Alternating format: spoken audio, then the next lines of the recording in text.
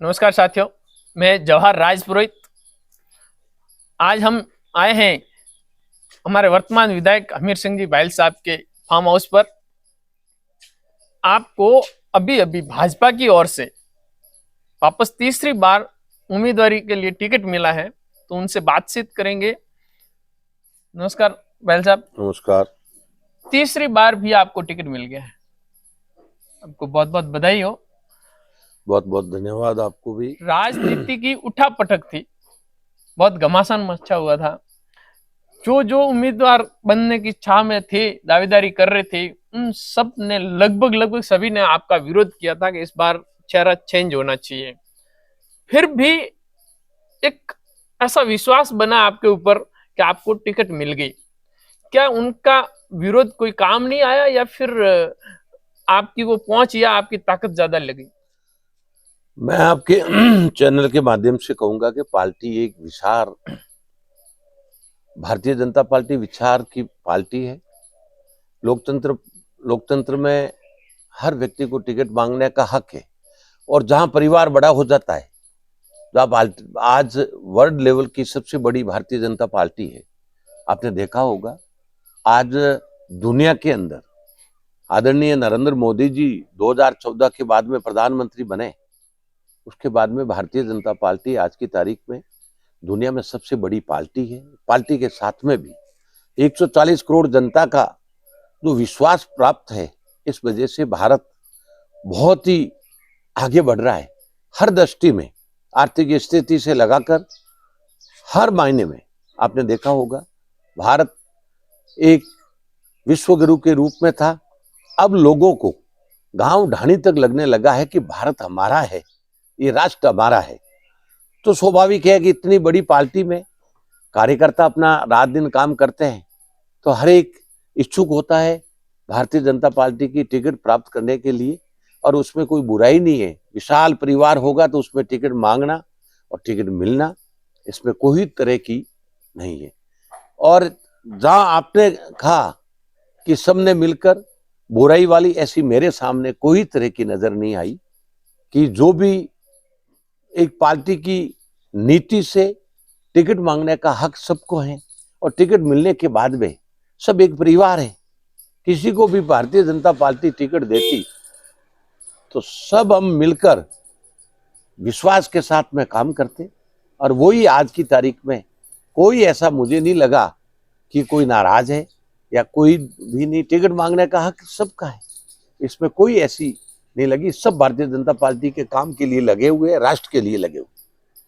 अब आपका प्रायोरिटी में पहला कार्य क्या है? मैं एक कार्यकर्ता के रूप में, सेवक के रूप में कार्य करता हूं। मेरी जो आज की तारीख में मेरे मंडल अध्यक्ष, जिला अध्यक्ष और एक विशाल परिवार के साथ में भिन्न भिन्न मोर्चों से सारे हम गति के साथ में एक पार्टी के एजेंडे के साथ में कार्य करते हैं। इसके अलावा प्राथमिकता जो सिवाना विधानसभा की है, शीर्ष नेतृत्व हमारे स्थानीय इकाइयों से लगाकर जिले की इकाई से लगाकर जो विश्वास व्यक्त पार्टी ने मुझे वापिस आजादी के बाद में ये तीसरी बार लगातार किसी को टिकट मिलना, ये भारतीय जनता पार्टी के एक सेवक के रूप में, कार्यकर्ता के रूप में मैं आज भी काम कर रहा हूं। मुझे यहाँ विधानसभा में कोई भी साहब या विधायक नहीं कहते हैं, हम जी कह के बतलाते हैं। और मैं यही स्नेह, जनता का प्रेम है, और जनता की आवाज के आधार पे मुझे टिकट दिया। सब कार्यकर्ता मिलके हम, सबसे पहले तो सिवाना अजय गढ़ रहा है भाजपा का, तो इसलिए ये मैं उम्मीद और आशा के साथ कह सकता हूं कि भारतीय जनता पार्टी ये सीट आराम से जीतेगी। और मेरा पहला कार्य जो है वो पेयजल के लिए सबसे बड़ी प्रॉब्लम है। तो सबसे पहले पानी, जो 2018 में आचार संहिता लगते ही कांग्रेस की कुकर्मी सरकार आने के बाद में इस कार्य को, एक बाड़मेर जैसलमेर में मात्र एक विधायक में जीता था भाजपा का। इसी वजह से द्रोष भावना के कारण इन्होंने कोई काम को गति नहीं देने दी, और वो जाके पहली प्राथमिकता मेरा पेयजल पानी के लिए होगा। और इसके अलावा जो रूटीन के काम है, सड़कों से लगाकर, शिक्षा से लगाकर, शिक्षा की क्या हालत हो गई है, आपने देखा होगा स्कूलें दुनिया भर की इन्होंने खोल दिए, सिवाय भ्रष्टाचार के अलावा इस वर्तमान सरकार ने कुछ नहीं किया। बलात्कार, महिलाओं के साथ में दुष्प्रचार, जातिगत निर्णय करके ऐसे ऐसे वैमनस्य पैदा की है। तो आज की तारीख में जहां 500-700 छात्र छात्राओं की संख्या हो, वहां बिल्कुल टीचर नहीं है। सबसे पहली शिक्षा के लिए, बच्चों के लिए पूरा प्रबंध हो और ऐसा प्रतिबंध लगे कि जो पढ़ने वाला व्यक्ति है कोई तरह का पेपर लीक नहीं हो। कॉलेजों के अंदर क्या हाल है आपने देखा होगा, अभी सुना भी होगा कि कॉलेजों के अंदर पूरे बालोतरा जिला, अभी पहले सब डिवीजन था, अब जिले के अंदर इतनी बड़ी कॉलेजें होने के बाद में एक भी लेक्चरर, एक भी प्रोफेसर, एक भी प्रिंसिपल नहीं है। बच्चों की क्या स्थिति पैदा कर ली है। पर कांग्रेस सरकार तो कह रही है कि हमने इंग्लिश मीडियम की ज्यादातर स्कूलें बना दी है, अब बच्चों को ज्यादा आगे आने का मौका मिलेगा। आपको ध्यान है कि वही हिंदी मीडियम थी, उसको इंग्लिश मीडियम का दर्जा दे दिया। इंग्लिश मीडियम, इंग्लिश पढ़ा हुआ टीचर कहाँ है आपके पास में? लेक्चरर कहाँ है? प्रिंसिपल कहाँ है आपके पास में? कुछ भी नहीं। जो हिंदी मीडियम में स्कूलें चल रही थी उसको भी इंग्लिश मीडियम करके 2 मास्टर इधर कर दिए, 3 इधर कर दिए, हालत ही खराब कर दी है। मैंने यही सवाल मैंने कांग्रेस से भी पूछा था, तो वो बता रहे हैं कि अभी बस फैकल्टी लगने ही वाली है इंग्लिश मीडियम वाली। काय की फैक्ट्री लगेगी? इन्होंने फैक्ट्री जरूर लगाई है, पैसे खाने की फैक्ट्री जरूर लगाई है। कांग्रेस ने क्या किया वो एक जनता से छुपा हुआ नहीं है। मेरे कहने की आवश्यकता नहीं है। इन्होंने एक कुर्सी की लड़ाई में 5 साल तक बर्बाद कर दिए और हर क्षेत्र में भ्रष्टाचार के अलावा आला अफसर से लगाकर सब इसमें लगे हुए थे। हम कोई लूट सके तो लूट, अंतकाल पछताएगा, प्राण जाएगा छूट, कोई रकम बटोरने में पीछे न रहे। कांग्रेस कह रही है कि बीजेपी ने पिछले 5 साल में सिवाना विधानसभा के अंदर कोई विकास नहीं करवाया है। आपको ध्यान होगा कि सबसे पहले सिवाना 2013 से 18 तक 32 से 38 करोड़ के बिस्पे शेक डैम और बड़े डैम बने जो पेयजल के लिए अति आवश्यकता थी। 320 करोड़ की आपको ध्यान होगा, यहाँ से शुरू होते हैं तो बालेश्वर तक की सबसे बड़ी रोड, मैं महत्वपूर्ण बताता हूं आपको। ये मेगा हाईवे 925 करोड़ का सांडेराव जाके मिलता है। बड़ी बड़ी योजनाओं के साथ में सिंदरी वाला जो जालोर से सीधे ही 42-43 किलोमीटर सिवाना विधानसभा का आता है।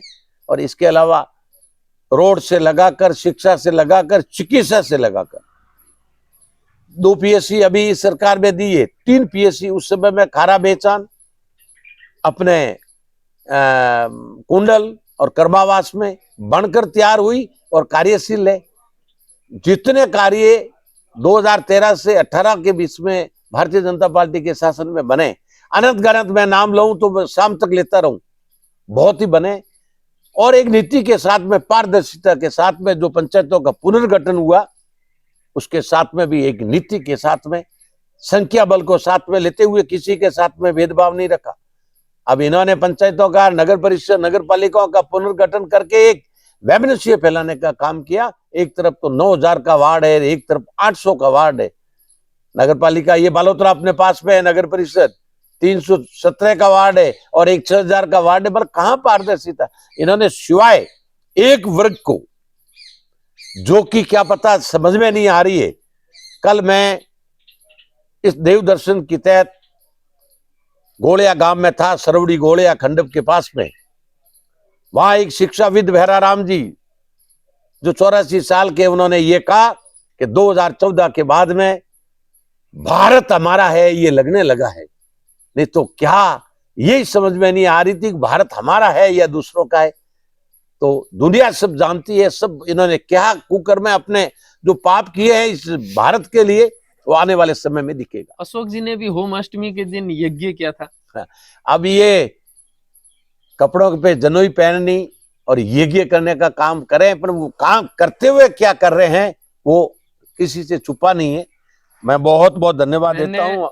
4 लगभग विधानसभा के 4 बड़े गांवों का सर्वे किया था, तो उसमें मैंने कई लोगों से ये भी पूछा था जो आपके समर्थक थे खास करके, कि भाई अगर हमीर सिंह जी को टिकट मिलता है और जीत जाते तो क्या भाई मंत्री पद मिलेगा?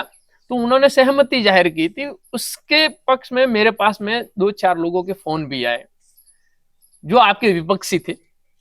तो उन्होंने बोला कि आपने अमीर सिंह जी को टिकट दिलवा दिया, भाई हम कौन होते हैं, हमारा काम होता है सर्वे करना, तो आप अब के उनको मंत्री भी बना देना। तो ये तो हमारा सौभाग्य होगा अगर हमारा विधायक हमारा मंत्री पद में आ जाए तो सिवाना का तो और बाग खुलेगा। उसके आप क्या कहेंगे? मैं तो जनता का शुक्रगुजार हूं और पार्टी का शीर्ष नेतृत्व, प्रदेश नेतृत्व, अपने आदरणीय सारे हमारा जो परिवार है उनको धन्यवाद दूंगा कि मुझे जनता की आवाज के आधार पर टिकट दिया है। मैं एक सेवक के रूप में काम करूंगा। मुझे न तो अभिलाषा है, पार्टी का जो हुक्म होगा उसका आदेश की पालना करूंगा। जनता की आवाज होगी, पार्टी जो भी दायित्व देगी वो निभाने की कोशिश करूंगा। मुझे कोई तरह की न पार्टी का जो हुक्म होगा उसके आधार पे चलेंगे कार्यकर्ता। हमारे चैनल की ओर से एक लाइव प्रोग्राम करने जा रहे हैं, अभी तारीख फिक्स नहीं हुई है, लगभग सिवाना के गांधी चौक या बस स्टैंड में करेंगे। तो उसके लिए आपका कितना सहयोग रहेगा? बिल्कुल, आपका ये एक माध्यम है, तीसरा स्तंभ है, तो इसके लिए जो भी होगा उसमें मैं जरूर हाजिर होऊंगा। आपको आपके चैनल के माध्यम और धन्यवाद दूंगा कि लाइव प्रोग्राम करना चाहिए और ये जनता के सामने सत्य चीज जानी चाहिए। इसलिए मैं आपको बहुत बहुत धन्यवाद देता हूँ, आपके चैनल को भी धन्यवाद देता हूँ। धन्यवाद, धन्यवाद। जय भारत, जय हिंद, जय श्री राम।